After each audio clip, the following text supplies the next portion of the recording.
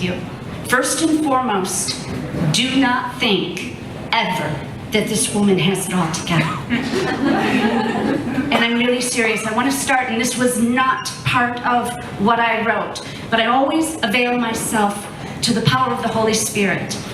And so I'm going to start with something that I didn't plan. And my husband's here tonight, so watch out, babe. He's used to it. I start by telling you that this is my second marriage. And in Christian circles, or some Christian circles, you can be pushed away. You can be looked down upon. And I am a woman who embraces every single person, and particularly those with scars, because I relate to them. And I relate to them on a deep, deep level. And I will share this because I know there is someone in this room that needs to hear this. I was married for 7 years, my first marriage. And it was, for anyone in this room that is not married, I'm going to tell you one thing: you better wait for God to pick your husband. And do not do what I did. I was 32 years old, traveled the world, thought job and making money was the most important thing, because I spent 38 years proving to my father that I wasn't stupid and that women can talk about more than just nail polish.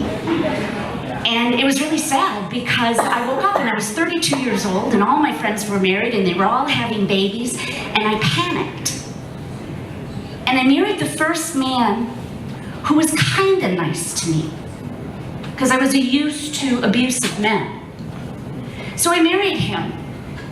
And you might go, collectively on this. Here's a man who said he wanted a child, and I wanted a child more than anything in the world. I love kids, and my neighbor sits over there, and thank God Kristen's here, because her child is mine, and I keep telling her she's gonna have another one for me. But anyhow, he said he wanted a child. And I waited, and I waited, and I waited, and that baby never came, because the one way to make sure your wife never gets pregnant is you don't touch her. And for 7 years, I waited for him to touch me. And it was a really painful, painful season. And it's not easy to stand before you and say that, but I want to say it for one reason.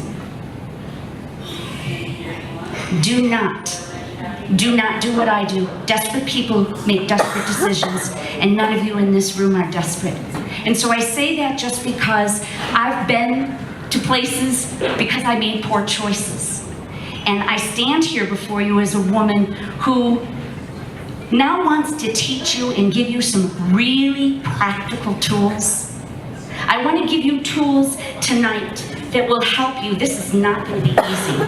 I wish, let me just ask you, if I shouted like this, could you all, okay, that's not going to work. I'll take that.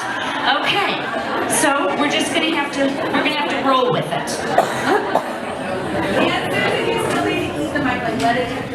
I know, okay, this is hard. You can do it. I can do it, yes, okay. So, thank you.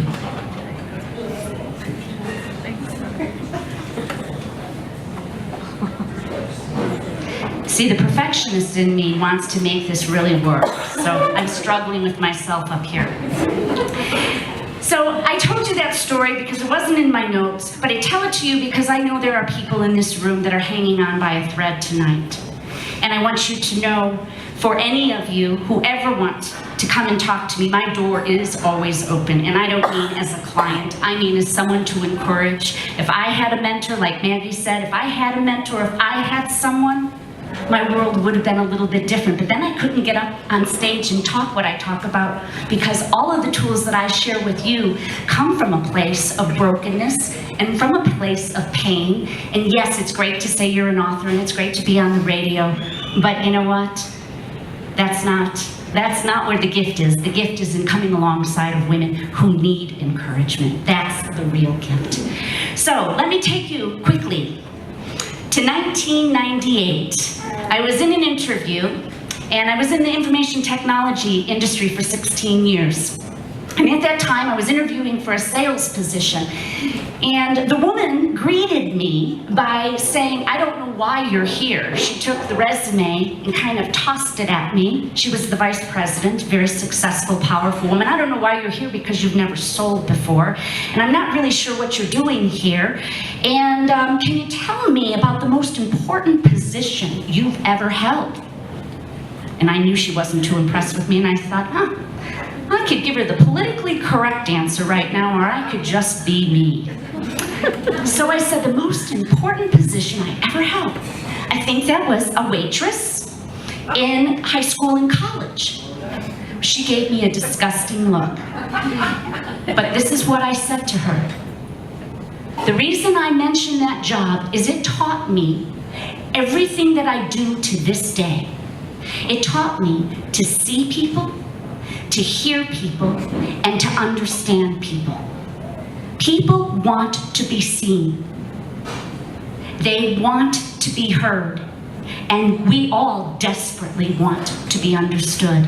So if I had one goal tonight, as I send you back home, whether you're married or not married, whether you're in a relationship or contemplating leaving one, I hope these tools will gird you up and that you will use them.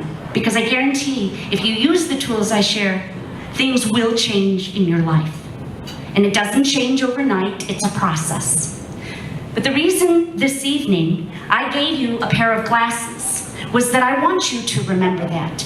And I want this town and this community, I believe that together, if we take the time, turn off these phones and stop texting and look at our husbands and look at our children and close the computers. This town could be the first town. And if I have anything to say about it, we are going to start a movement here. We're going to start a movement to show people that we do see them. And so tonight, you are all wearing a pair of glasses. And you're wearing these glasses because I'm going to see each and every one of you. You have the advantage because there's just one of me. But if you want to be part of a team, and if you want to be part of a movement, I want you to stick around tonight, and then at the end, I'm going to tell you what we're going to do to rock Bozeman. And I will tell you, today marks 11 months exactly that we moved to this town. And so now I really am on fire, and I'm ready to do something big here with your help. So, let me tell you, I told you I was going to share tools with you. And this is my favorite one, my hammer. And I could hand this hammer to 4 different people tonight.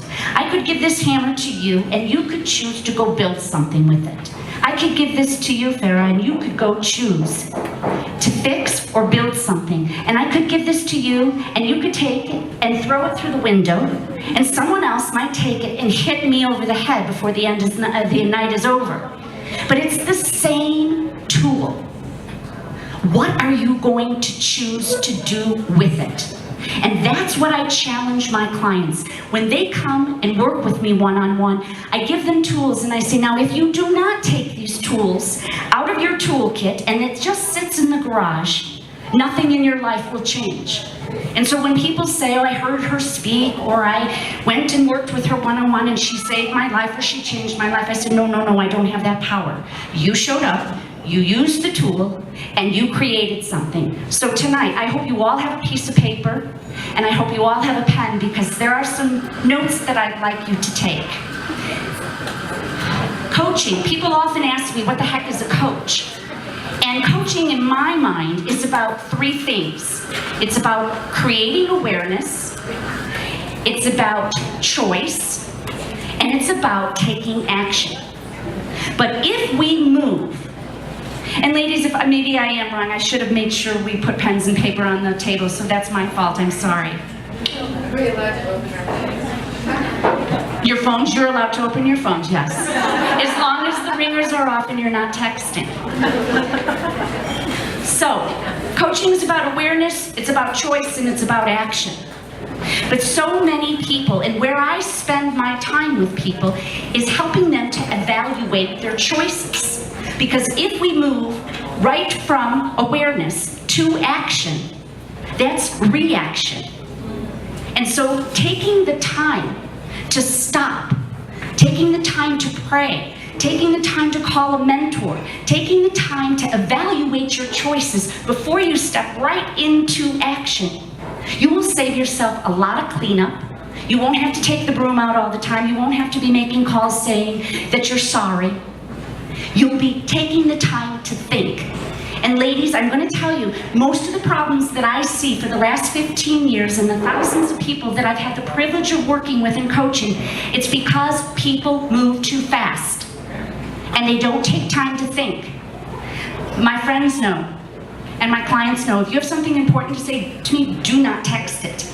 Pick up the phone. Knock on the neighbor's door. Unless you're Kristen, she gets me all the time. But ladies, if you hear nothing else tonight, the one thing I want you to know is put down those phones and start looking at the people that you are having a conversation with. And people don't we don't hear people with our ears. We hear people with our eyes. When we look at them, because they crave to be seen, they crave to be heard, and they crave to be understood. And so, the common denominator that I find with everyone is that they feel stuck. And so a tool helps us to get unstuck. And I don't care what age someone is, I don't care what religion, I don't care where their background is, we all crave the same three things. And the one way tonight that I think that you can make a huge difference in your marriage, and let me ask you this, are you ready to take new action in your marriage? Does anyone here have a perfect marriage? Does anyone in this room think they have it all figured out? Good, good. I'm glad to hear that, because I'd like to ask you, if there was a way for you to greatly influence the state of your relationship with your husband while growing spiritually, would you want to know about that? Okay? Now, and more importantly, would you really take action? And I'll know tomorrow and over the course of the next few weeks, because I'm going to ask you to share some of the actions that you take in a private forum with me or publicly through a Facebook page that I have. But here's some of the rules that I have before I share these tools with you. The first rule and the first condition is I'd like you tonight to be willing to take the focus off of your spouse and his inadequacies perhaps, or his perceived failures that you think he has. And I'd like you to remember that the only person that you and I can change is ourselves. So the first condition is all focus off your spouse and onto you and onto your willingness to be changed. The second is, would you be willing to take your hands and unpry them, and that thing called control? I'm a control freak, I don't know about you guys. And would you be willing to take your fingers off the wheel? And would you be willing to step into the unfamiliar? Because tonight where I'm going to take you, goodness gracious. Thank you, pardon me.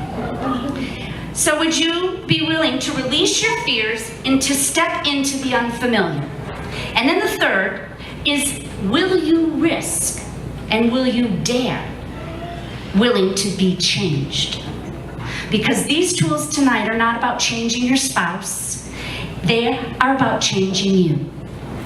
And so let me start with something. I think it is so simple. And in the book of Ephesians, Paul tells us in chapter 5:33 a very, very, very simple thing. He says, men, love your wives.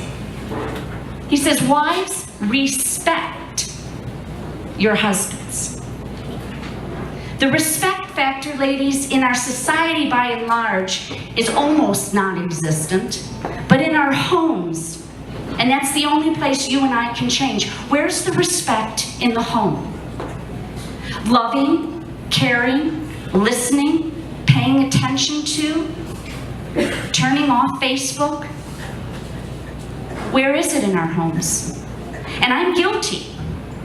There are times I'm doing something and my husband's like, put that phone down, and I think, my heavens, I teach this. So I stand convicted, okay?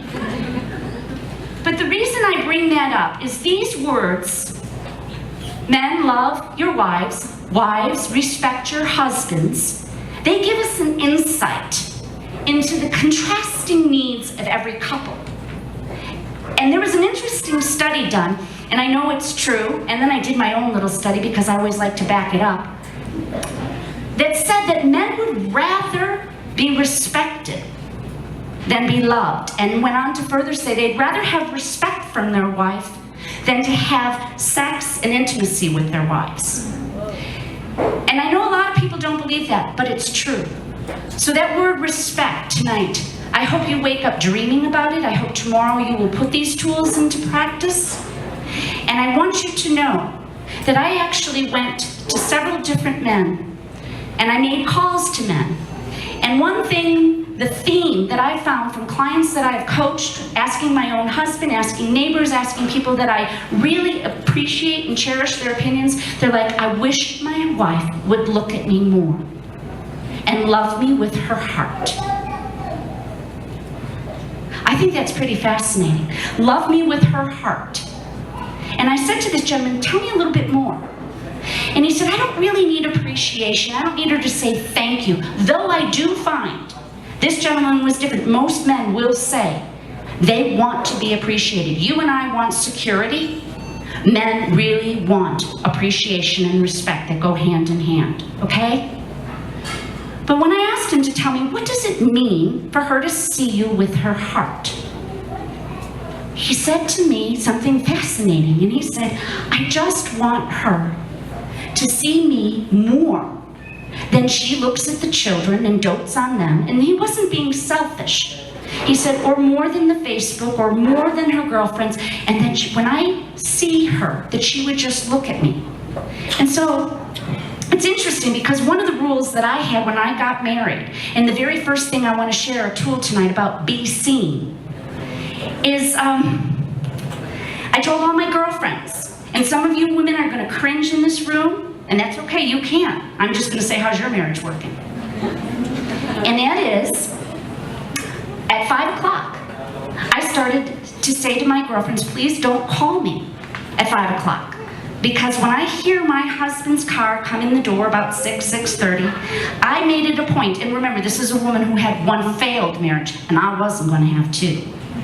So I made it a point when I heard his car that whenever I was on the phone, I'd say to someone, I'm sorry, my husband is pulling in the driveway. And I wrote an article for a magazine back in Chicago that said, stop giving your spouse the finger. And everyone was like, on Christian radio, how can you say that? And I said, this is the finger I'm talking about.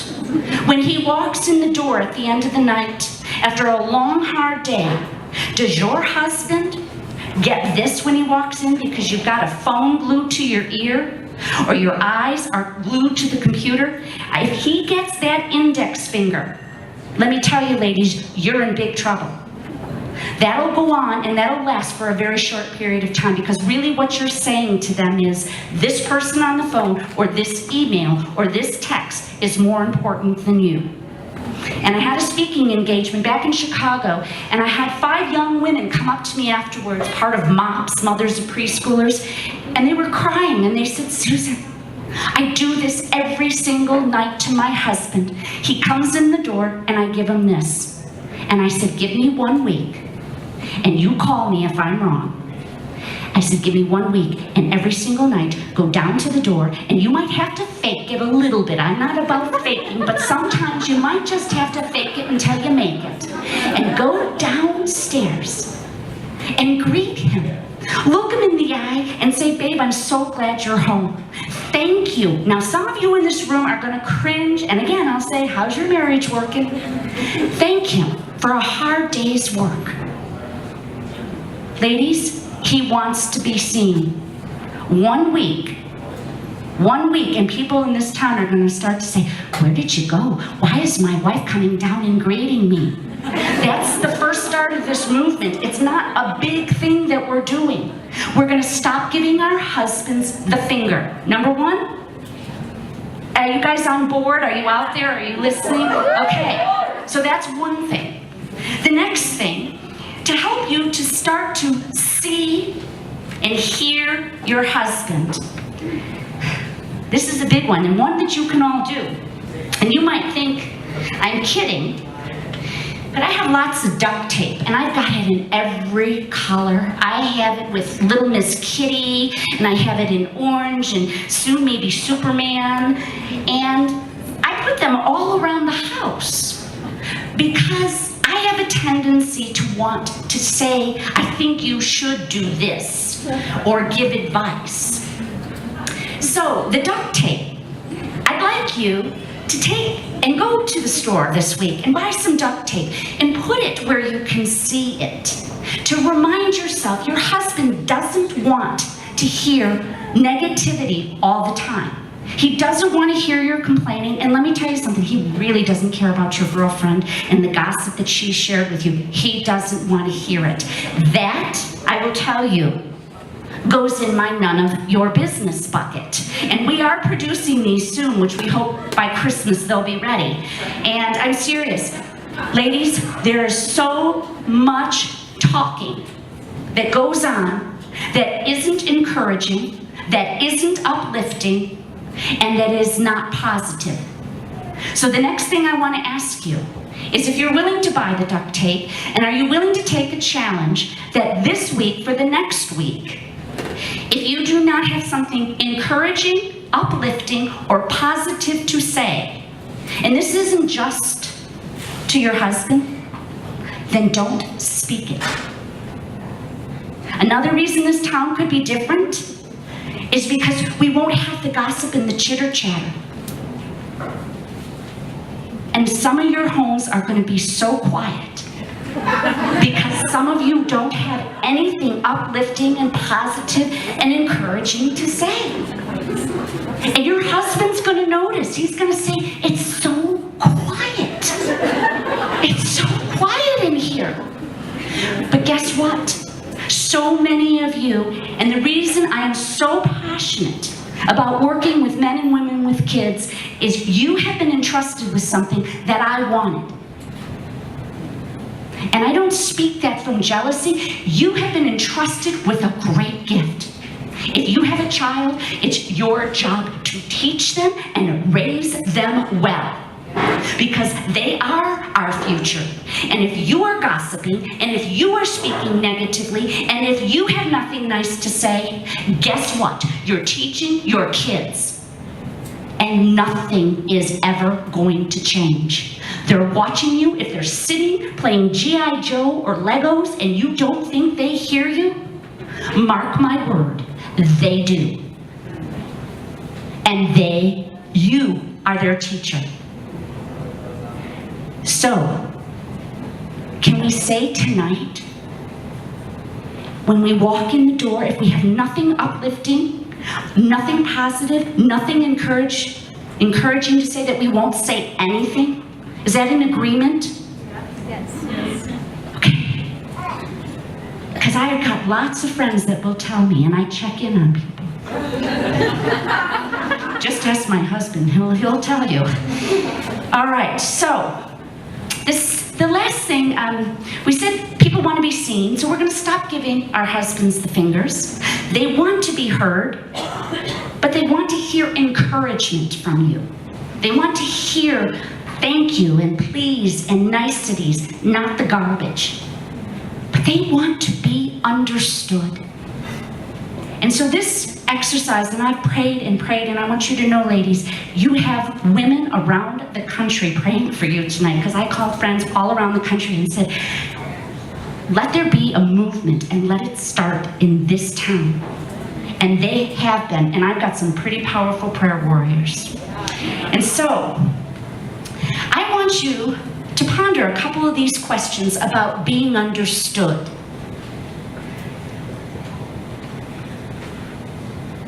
The first thing I want you to think about is, how do you talk about your husband with your girlfriends, with your sisters, with your mother? How do you talk about them? How do you think you're doing in that area? And be really honest with yourself. I'd like you to rate yourself on a scale from 1 to 10.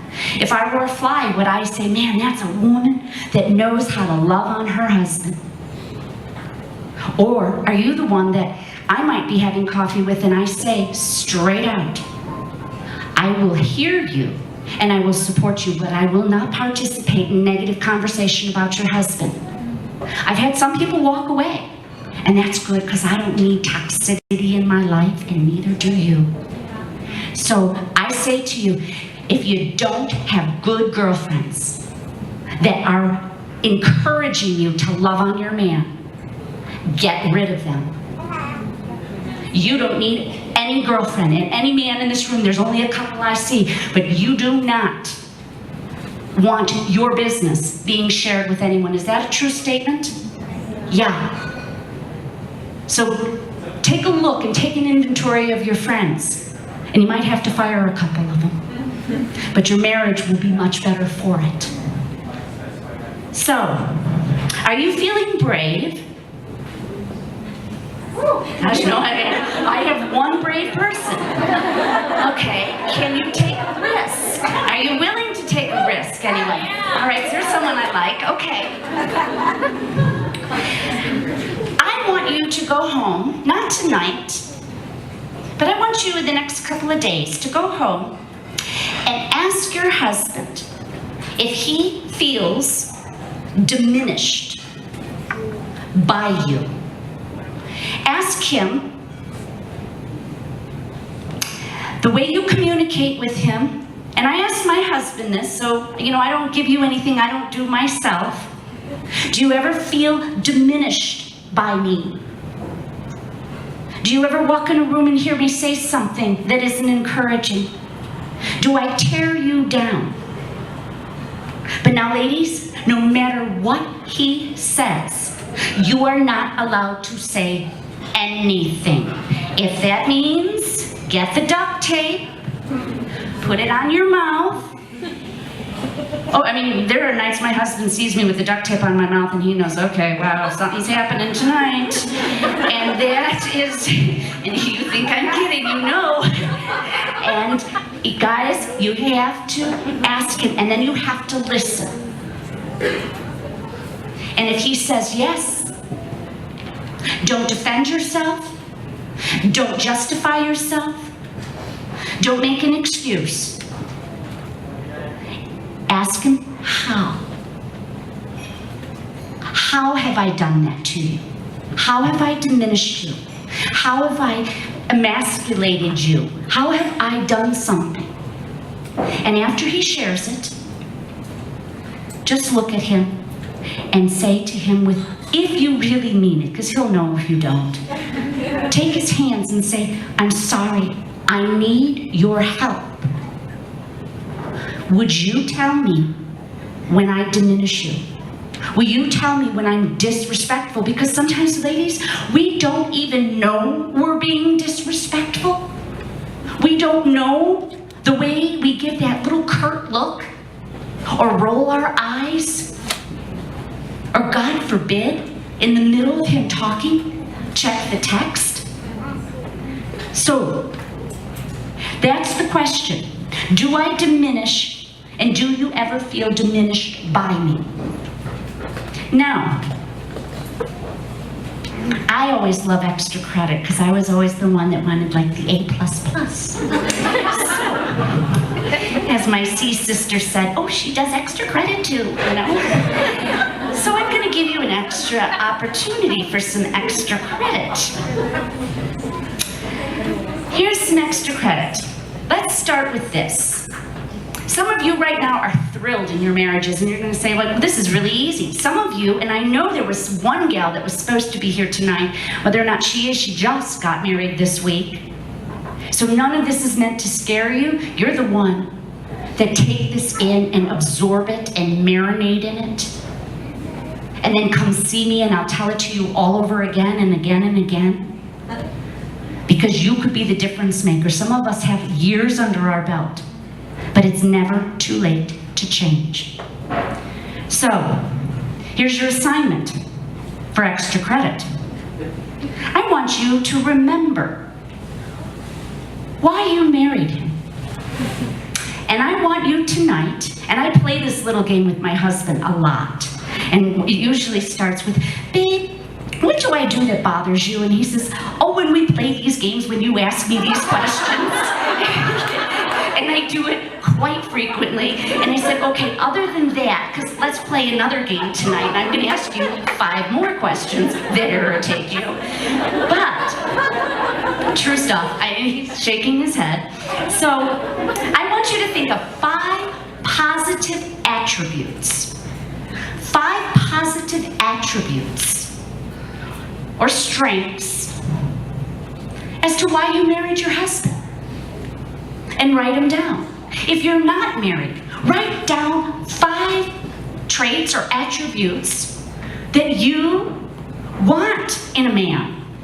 Because what we think about is what we attract. And at one point, you loved this man like crazy because you wouldn't walk down that aisle and say, I do, if you didn't.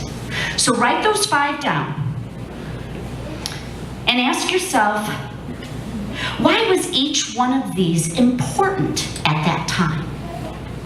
Because at one point, those 5 things were very important to you. Then, for those of you that have a hard memory or a poor memory, and you need a little help, ask God. And I mean it, ask God.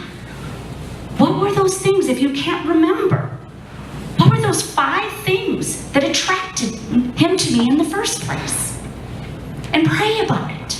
Because I've had people come back to me and say, I don't remember. I said, good, ask God. He'll give you a little jingle and he'll help you. Okay, so when was the last time that you ever communicated these strengths and these attributes to your husband? When was the last time you said, you know, one of the things I love about you is that you make me laugh. And in our house, I say to my husband, oh my God, you are the funniest man I know. And I wish he would just smile. And he usually says, oh my God, Susan, you give me so much material to work with. You know? And I'm like, it started out really good, you know? And I do give him a lot of bad material or good material, I'm not sure. So, remember those 5 things. And how do you think your husband would respond if you, every single day, yes, I said every day, think of one good thing, one of those attributes or something else, and you said it, and you said, you know, I love you because, or when you do this, it makes me fall in love with you all over again. And try it on those days where you really don't like him. Because if anyone says to you, you're gonna like and love your husband every single day, I'm here to tell you that that's a lie from the pit of hell, okay? Not true, okay? So, and I do love you, babe. Okay, so, I want to ask you this other question. Is your husband expecting kindness from you? Does your husband expect kindness, or does he expect criticism?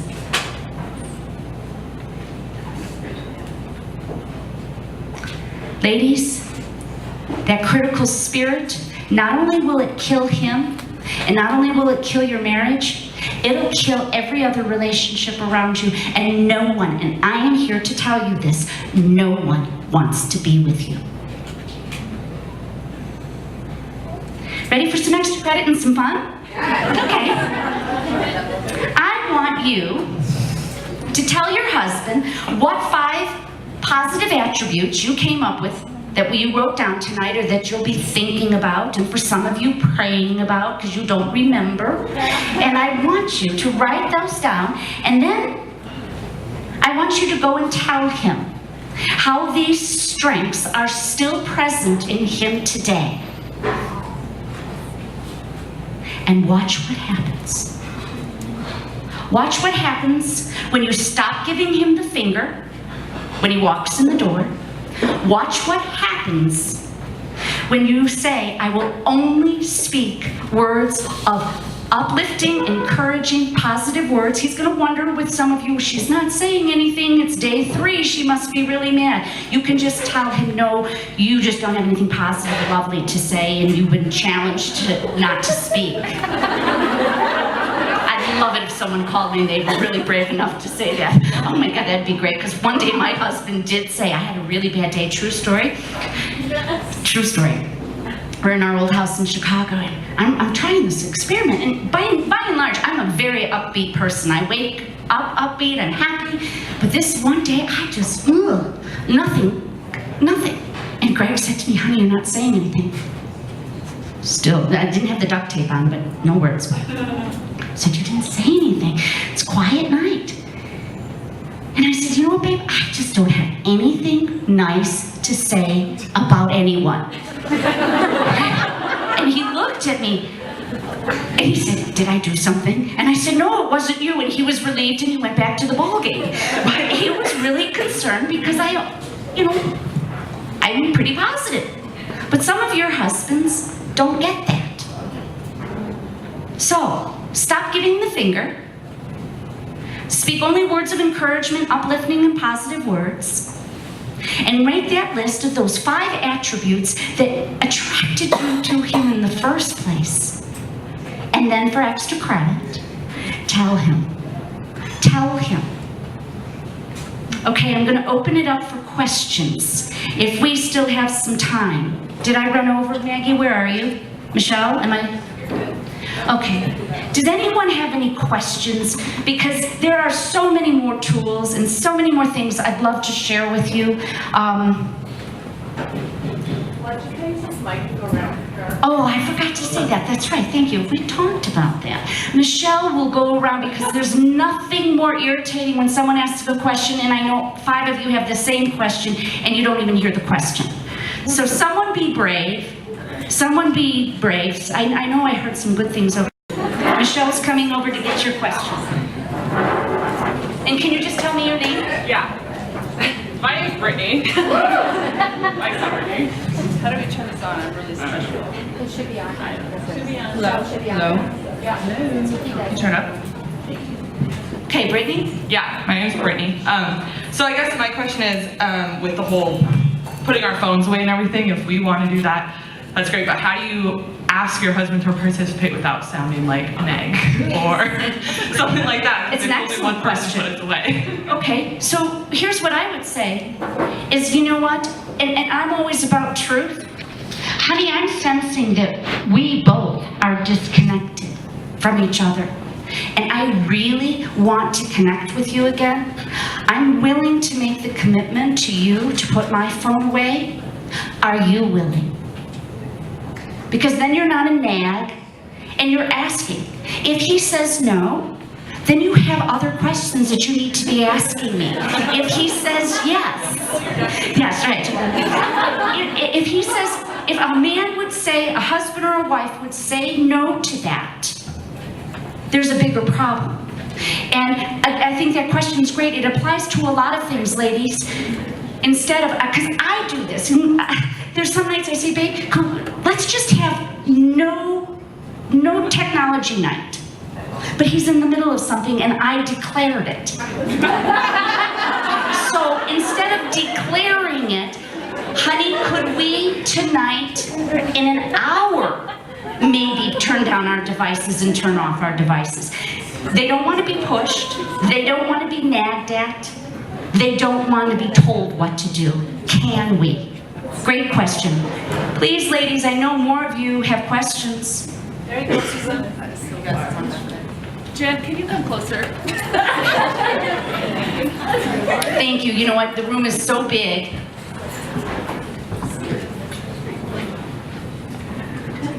And others of you be thinking, because you know what, ladies? Be courageous. We all have questions. Just ask Greg. I have 20 a day at least, don't I? That's why I'm not asking them. We have to come all the way up here. It's a little scary. You said it earlier, and I've heard it a couple times recently, and so I thought I would ask. maybe like 2 tips for how to fire a friend when you know that it's affecting your marriage. Awesome. And I just want to like give you a gold star. How do you fire a friend? Well, let me tell you how I have done it. You know, my husband says, you know, the Bible says equal measures of truth and grace. He's like, babe, you've got that truth thing down. You've got to fold in a little bit of grace.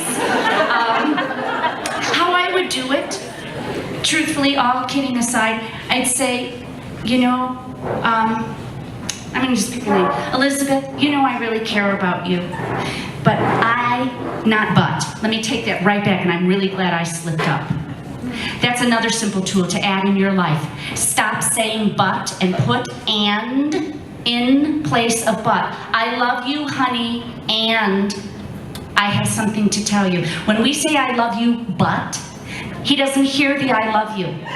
All he hears is the but, and he's waiting for that shoe to drop. That was just a freebie tool. Okay, so to answer that question, I would just say, Elizabeth, your friendship has been very important to me for a long time. And I've noticed, maybe I'm just gonna make up my reason, I've noticed your negativity or the times that you call our house at hours that aren't appropriate. But be honest, tell her why you're firing her. Where did my fire your friend go? Tell me why you want to fire her. Give me a reason. Say again. And if she's in the room, we're really gonna have fun tomorrow. You might want to change some of my words, you know.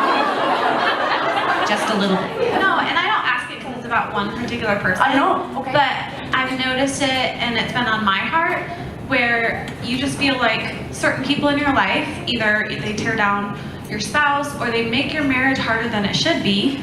Perfect. Let's just go with that one. Yeah. I love that one. Let's go with you tear down my spouse. Elizabeth, I've always cherished our friendship. And when you tear down my spouse, put down my spouse, attacked my family in any way, you are no longer a healthy person for me to be with. And I have to tell you, this is going to be the end of our friendship for now, until whatever is bothering you, you work out. But I cannot bring your toxicity into my home anymore. And don't do what most people do. Don't stop answering the calls. Don't just evaporate and go away.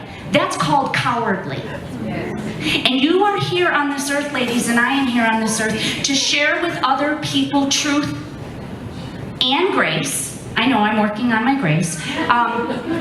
But we're here, you guys, to teach other people. And if you just walk away from that friend and you don't say why, then they're going to go do it to someone else and someone else. But maybe if you have the courage to say it in a loving and a tender way, you're going to help that person. And they're going to see Christ in you. And they're going to see a little light in you. Okay? And to that other point, I know someone else might have a question, but this is a biggie. And it's in the book.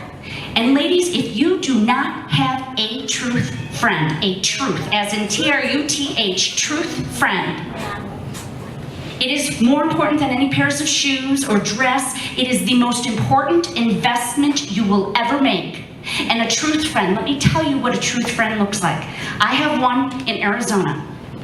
And D, when I write an article, when I go on a speaking engagement, if I'm on the radio, I say, D, how did I do? Or what did you hear? Or what didn't work? And she can be so brutally honest with me. But do you know what I love about it? She has my best interest at heart.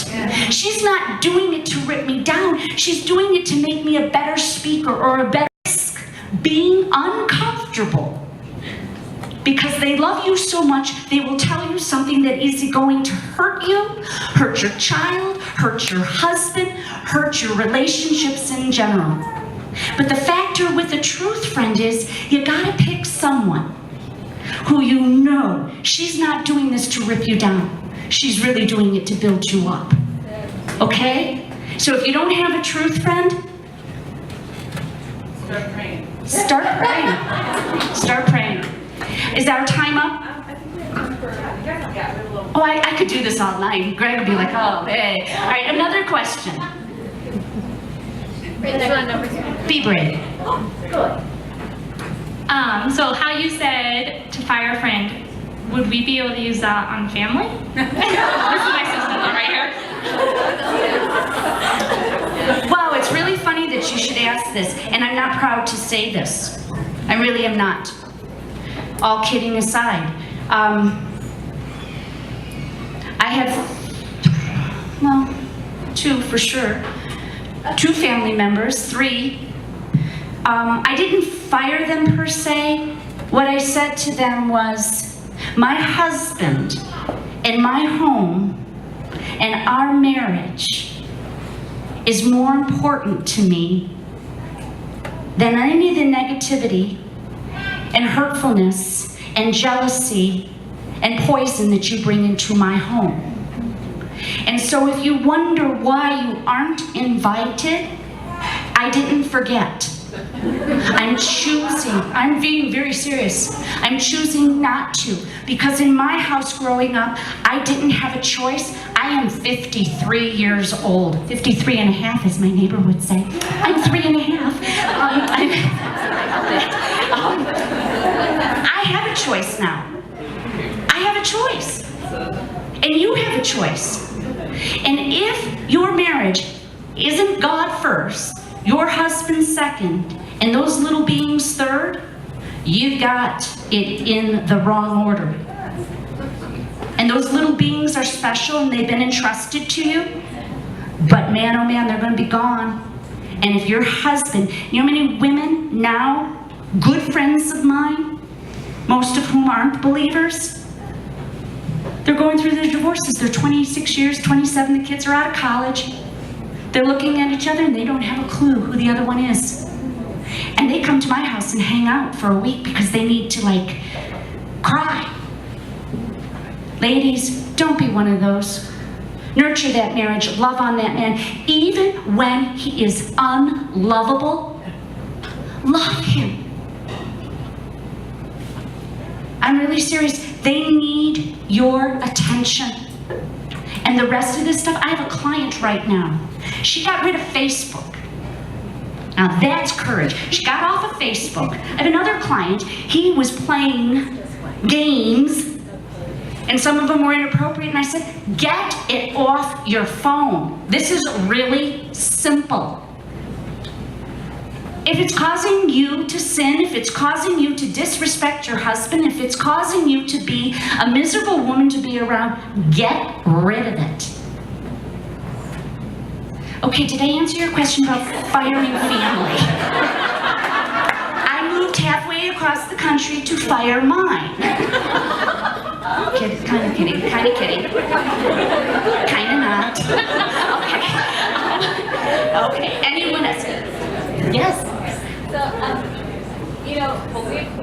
we've talked a lot about this, but for the general public here, I was wondering, you travel a lot and you have people over at your house all the time. So how do you, like as a businesswoman, and even if you don't have kids, how do you preserve your time with your husband? Excellent. We have times where we sit down when we welcome people in our home, and because we've been here 11 months, we've literally just said goodbye to our 13th guest in 11 months. We have both taken out our calendars and we have preserved by saying, we are going to say there's no more room in the inn. We're going to say no more visitors. How do I preserve time? We both, and this, you may find this hard to believe, once 6 o'clock comes in our home, I don't get phone calls. I don't go check my emails. My clients know if something is urgent, you can call me. You guys, I'm not a brain surgeon, okay? Like, nothing is really that urgent. So I just tell people, don't, right? I'm a coach, So yeah, you pencil it in, you pen it in, you write it in blood if you have to. And then another thing, when I was traveling. I'll be honest. This is my first Bozeman. I said, I feel like Jesus. And not that I'm Jesus, but I said, this is my first public ministry in Bozeman. You know, I was doing this in Chicago, so I haven't been traveling a lot because we made a decision to come here, and we gave each other a timeline of 9 months before we were going to delve into our respective work, and we were going to preserve and nurture and love and play. And if you go on my Facebook, you must think, oh my God, does she ever work? I try not to. No, kidding. But no, you gotta have dates with your husband, and don't wait for him. If he doesn't want to do the date night thing, then you plan it. I have time for one more question. All right, make it a goodie. And if anyone has little ones and you have to go, I will not feel offended if you get up and walk out. Just so you know, because I know some people live far. Yes? I think you can make it. It's really hard to hear. Thank you. First of all, I'd like to thank you for the work that you do. Thank you. Thank you. I don't get that very often. Thank you. It's very important. Secondly, I would like to empower all of you that have heard this message tonight to do what she's saying. I was married for 10 years, a very violent, not good marriage. And then I was married for 4 years to a very nice man.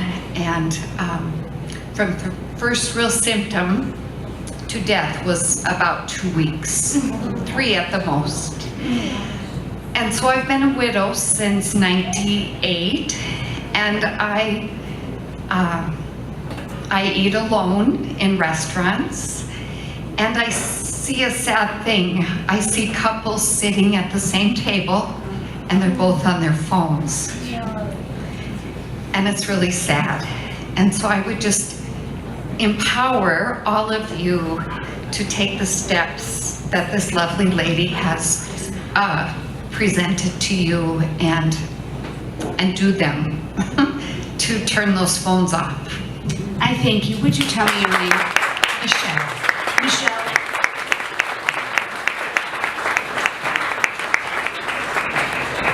You know, it's really hard to follow something like that. But I will tell you something, and this might be the very appropriate way to close tonight, because you gave us a great closing. But I'm going to add just a little addendum to this, and that is, ladies, you know what? If those dishes aren't in the sink next week, and those shoes aren't dragging mud in, and those clothes don't make it to the hamper, and all of those things, and you wake up and he is gone because he is no longer here, or he chooses to go, you are going to miss. So would you blow off the things that really aren't that important? Because you're going to miss picking up those clothes if he's gone. You're going to miss scraping the eggs off after you asked him 100 times.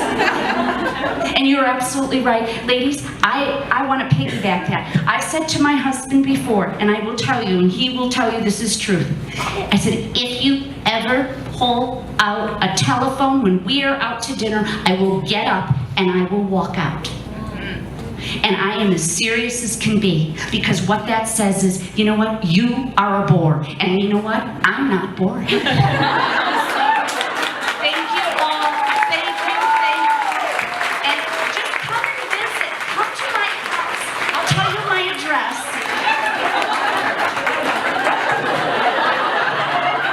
I'm a really good friend. Thank you.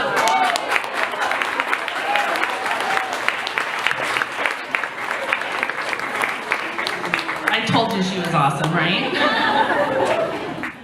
Thanks for watching. For more, you can subscribe to our YouTube channel or head to encouragesquad.com.